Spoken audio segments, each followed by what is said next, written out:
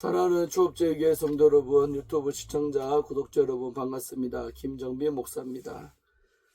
오늘은 2024년 10월 21일 월요일 아침입니다.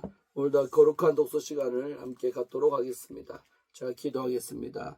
하나님 감사합니다. 오늘도 좋은 날 주시고 또 이 아침에 하나님의 거룩한 책을 읽게 하시니 감사합니다. 특별히 종교개혁자 우리 마틴 루터의 귀한 생애에 관한 글을 읽습니다. 읽으며 많이 알게 하시고 도전받게 하시고 깨닫게 하시고 감화감동 받아서 우리도 루터처럼 용감한 인생을 또 주를 위해 진리를 수호하는 복된 우리의 삶이 되게 해 주옵소서. 감사드리고 예수님 이름으로 간절히 기도하옵나이다. 아멘. 네, 오늘 8장 포도밭의 멧돼지라는 챕터입니다. 제가 먼저 읽겠습니다. 루터가 마침내 하늘에서 내민 주의 팔을 신뢰했다고 해서 그것 때문에 지상에서 해야 할 일이 태만한 것은 아니다.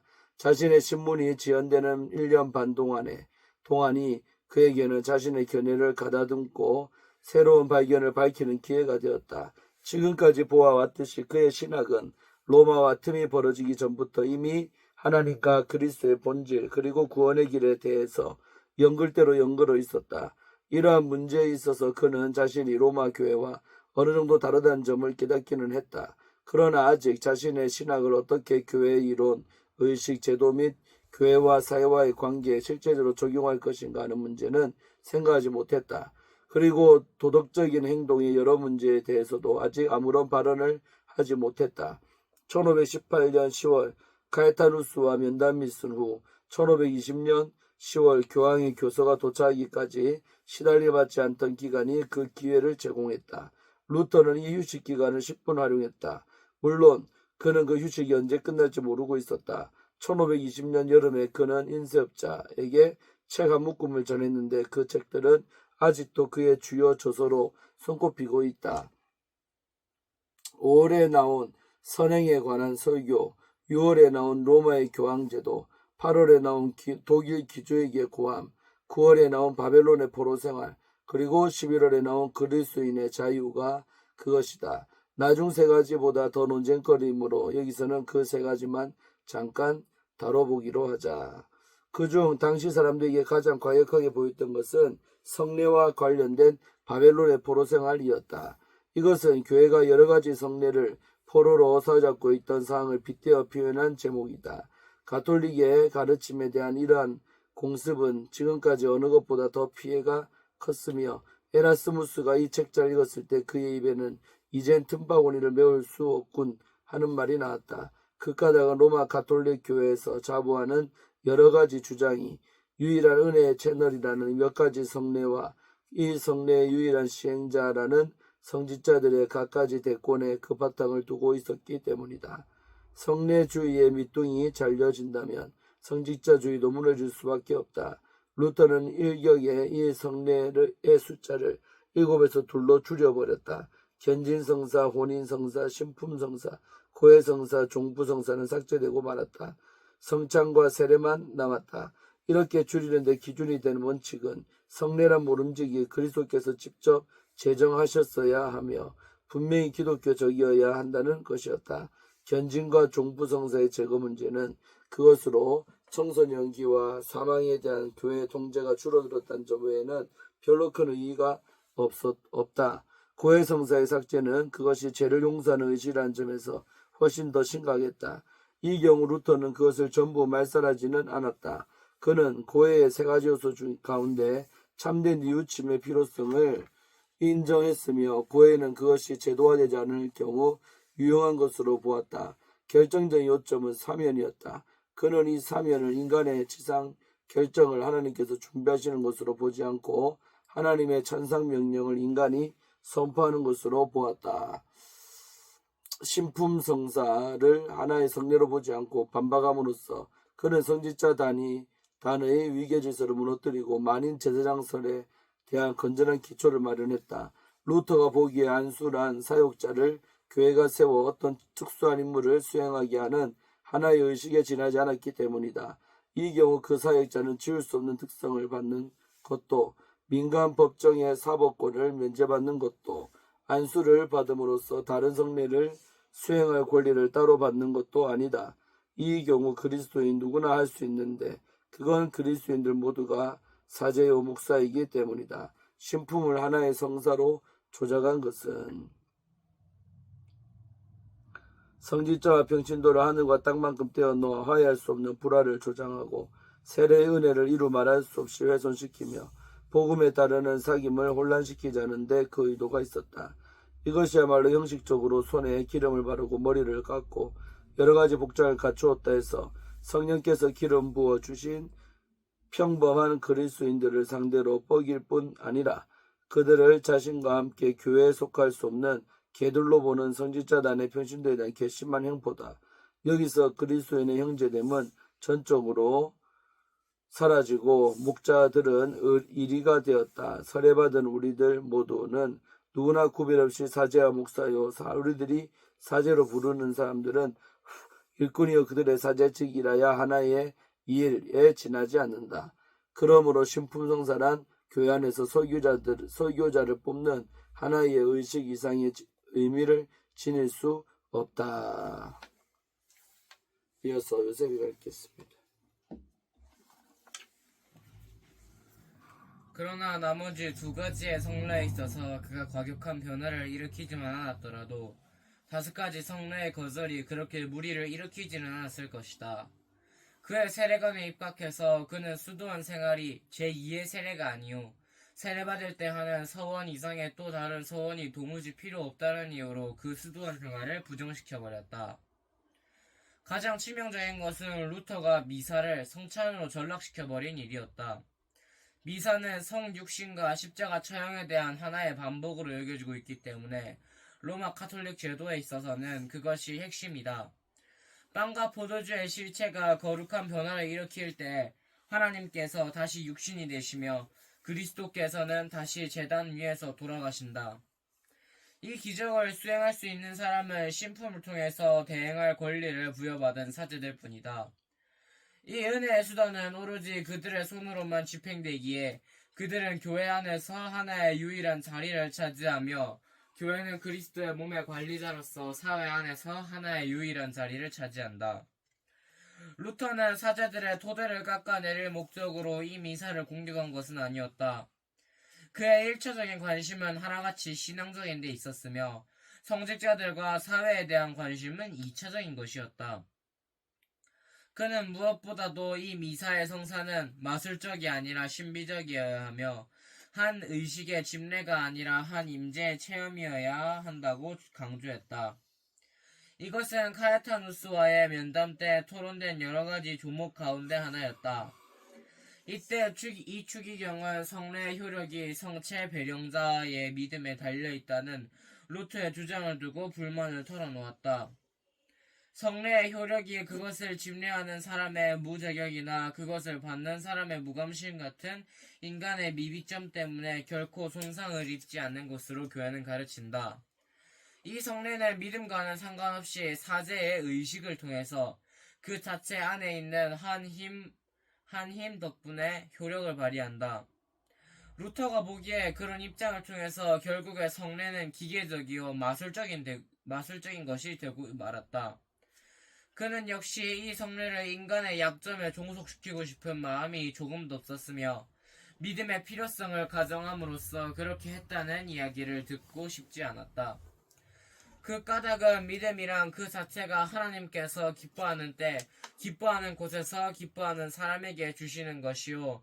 이것은 이 성례가 없어도 효력을 발휘하지만 그 반대는 곧 이 성례가 믿음과 상관없이 효력을 발휘한다는 것은 옳지 않다.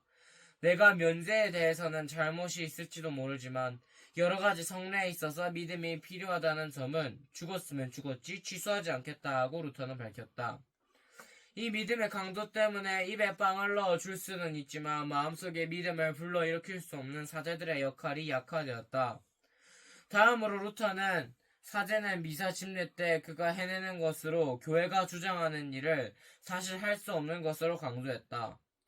사제는 하나님을 만들지도 그리스도를 희생제물로 바치지도 않는다는 얘기다.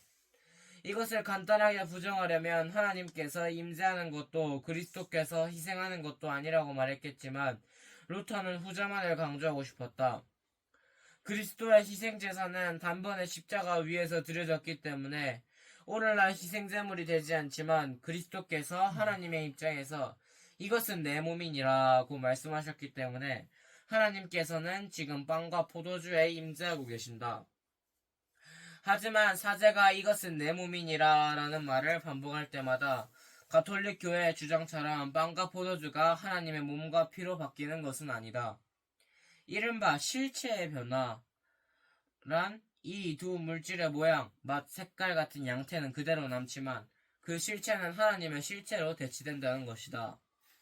루터가 이 입장을 배척한 근거는 합리적이라기보다는 성경적이었다.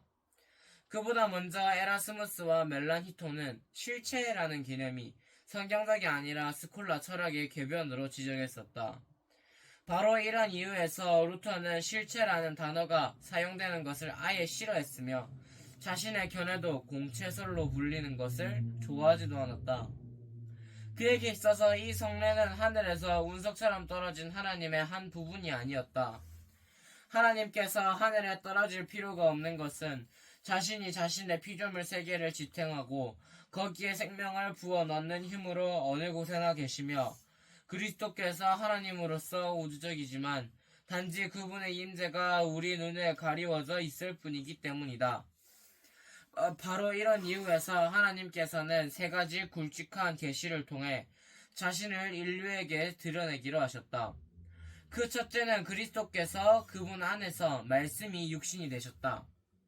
둘째는 성경, 거기에는 말씀하신 모든 것이 기록되어 있다. 셋째는 이 성례로서 여기에서는 말씀이 음식과 마실 것을 통해서 나타내고 있다.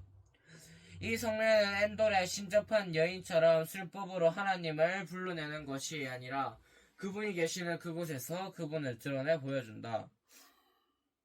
사제의 여러가지 권한이 감소된 만큼 또한 그의 여러가지 대권도 제지를 받았다.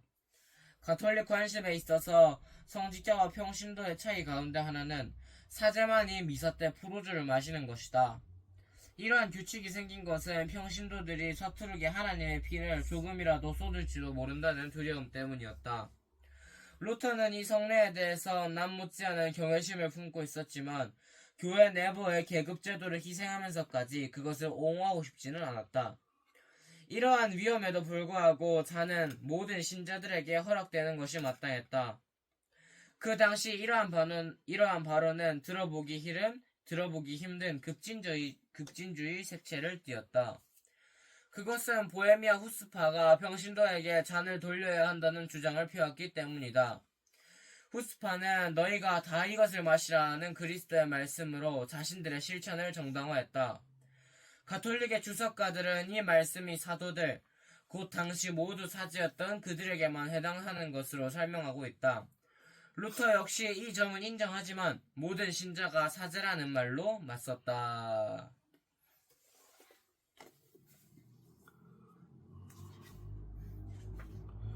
성례와 교회론. 이러한 견해에는 교회론에 미칠 엄청난 결과가 가득 담겨 있었으며 루터 자신의 교회론은 자신의 성례론에서 추론된 것이었다. 하지만 그의 추론이 이 분야에 있어서는 명백하지 않았는데 성찬에 대한 그의 견해와 세례에 대한 그의 견해가 서로 다른 방향을 제시했기 때문이다. 바로 이런 이유에서 그는 과거에 어느 정도 제세례파의 회중교회 주의의 아버지가 될 수 있었는가 하면 후기 루터파의 지방주의 교회의 아버지도 될 수 있었다. 그의 성만찬 견해가 확신을 가진 신자들로만 이루어진 회중교회를 강화했던 것은 이 성례의 효력이 받는 사람의 믿음에 달려있는 것이라고 밝혔기 때문이다. 이렇게 되면 믿음이 개인적인 만큼 그 성례도 다분히 개인적일 수밖에 없었다. 루터는 각 사람은 혼자 자기 조물주 앞에 서서 추인할 뿐이라고 주장했다. 어느 누구도 남 대신 죽어줄 수 없으며 누구나 사망의 고통과 더불어 홀로 씨름하지 않으면 안 된다. 그때가 되면 내가 내 곁에, 네가 내 곁에 있을 수 없고 각 사람이 자신에 대한 답변을 할 수밖에 없다. 마찬가지로 미사는 자신의 믿음으로 믿는 사람이 아니고서는 아무도 도울 수 없고 아무에게도 적용될 수도 없고 누구를 위해 개입할 수도 없는 하나의 거룩한 약속이다. 각 사람에게서 개별적인 믿음을 요청하는 하나님의 약속을 누가 대신 받거나 중재할 수 있겠는가? 이것이 루터의 개인주의의 핵심에 대한 서론이다. 그것은 개인의 능력이 성취를 추구하는 르네상스의 개인주의도 아니요. 형이 상학적 근거에서 실제의 구성 요소는 개인뿐이요. 교회와 국가 같은 집합체는 실제가 아니라 각 구성 분자의 종합에 지나지 않는다는 후기 스콜라 철학의 개인주의도 아니다.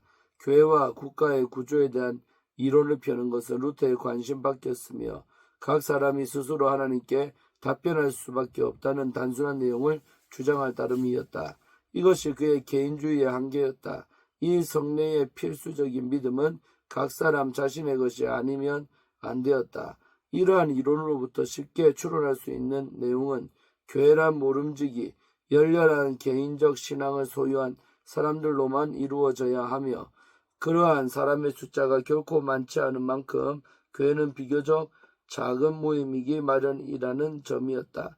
루터는 이것이 바로 자신의 입장인 것처럼 얘기한 적이 한두 번이 아니다. 특별히 초기 강의에서 그는 선택받은 자들이란 극소수이기 때문에 교회를 남은 자로 자주 묘사했다. 이럴 수밖에 없는 것은 하나님의 말씀이란 자연인의 모든 욕구에 정반대요. 자존심을 꺾고 오만을 짓밟으며 인간의 모든 구실을 먼지와 티끌 속에 내어 던져버리기 때문이라고 그는 주장했다. 그러한 처사는 입에 맞지 않으며 그것을 받아들일 사람은 아무도 없다. 그렇게 하는 사람들은 건축자들이 쓰다 버린 돌멩이에 지나지 않을 것이다. 빈정됨과 핍박이 그들의 몫이 될 것이다. 모든 아벨에게는 언제나 가인이 따르며 모든 그리스도에게는 가야바가 따르기 마련이다. 그러므로 참된 교회는 사람들에게 멸시와 배척을 받고 세상 속에 묻혀 있을 것이다. 루터의 이 말은 가톨릭의 수도원이 격리된 프로테스탄트 공동체로 대치되는 결과를 낳을 뻔했다. 그러나 루터는 이 길을 택하지 않았는데 그 이유는 세례의 성례가 그에게 다른 방향을 가르쳐 보여주었기 때문이다. 그도 제세례파 사람들처럼 세례를 유아는 제쳐놓고 성인에게만 해당되는 내적인 중생 체험에 대한 외적인 상징으로 보려 했더라면 쉽게 앞에서 얘기된 입장에 세례를 적용시킬 수 있었을 것이다. 그러나 그는 그렇게 하지 않았다. 루터는 유아 세례에 있어서 어린이들이 태어나자마자 사탄의 권세에서 낚아채이지 않으면 안 된다는 가톨릭 교회 입장을 고수했다. 그렇게 되면 성례의 효력은 그것을 받는 사람의 믿음에 달려있다는 공식은 어떻게 되는가? 그는 잠들어 있는 사람의 믿음과 견줄 수 있는 잠재적인 믿음이 유아에게 있다는 가설을 들어 그 공식을 유지하려고 안간힘을 썼다. 그러나 다시 루터는 유아의 믿음보다는 그 유아를 보호하는 후견인의 믿음이 중요하다고 얘기했다. 그에게 있어서 출생은 죽음처럼 외롭지 않았다. 누구든 남을 대신해서 죽을 수는 없지만 어떤 의미에서 남을 대신해서 그리스도교 공동체에 들어설 수는 있었다. 바로 이런 이유에서 성찬보다는 세례가 교회와 사회를 연결하는 성례다. 세례가 사회학적 성례가 되는 셈이다. 중세 공동사회에 있어서 특수지역을 제외한 모든 곳의 아이는 나면서부터 시민이요 세례받으면서 그리스도인이었다. 개인적인 확신과는 상관없이 바로 이러한 사람들이 국가와 교회를 이루었다. 따라서 이 두 기관의 동맹은 자연스러웠다. 이것이 그리스도교 사회의 한 기초였다. 루터의 위대성과 비극은 그가 결코 성만찬 잔의 개별성이나 세례반의 공동성 그 어느 한쪽도 포기할 수 없었던 점이다. 평온한 시대에 살면서 굳이 괴로워하는 영혼의 길을 택한 그였다. 아멘. 오늘 여기까지 읽고 내일 또 이어서 읽겠습니다. 좀 어렵습니까 여러분? 약간 신학적인 이야기들인데 잘 이해하시고 영적으로 큰 도움이 되는 내용들이 되겠습니다. 기도하고 마칩니다. 하나님 감사합니다. 오늘도 귀한 책을 통하여 은혜 받게 하시고 참으로 루터의 귀한 생애 가운데 정말 이러한 여러 신학적인 논쟁들을 루터가 하면서 그 당시에 말씀에 벗어나 있던 것들을 재정립하는 것을 볼 때에 얼마나 귀한 사명을 잘 감당했던가 다시 한번 느낍니다. 아버지 하나님, 아무나 이런 소명을 감당할 수 없고 참으로 뜨거운 열심과 하나님의 마음이 부어진 사람만 이런 일 할 수 있는데 저희들도 할 수 있다면 하는 이런 소명 받아서 정말 하나님 앞에 특수한 일들을 감당하는 귀한 종들로 삼아 주시옵소서. 아멘. 오늘 하루도 주께서 루터처럼 살게 하여 주실 줄 믿사옵고 예수님 이름으로 간절히 축복하며 기도 올리옵나이다. 아멘. 좋은 하루 되시기를 바랍니다. 내일 아침에 또 찾아뵙도록 하겠습니다. 샬롬.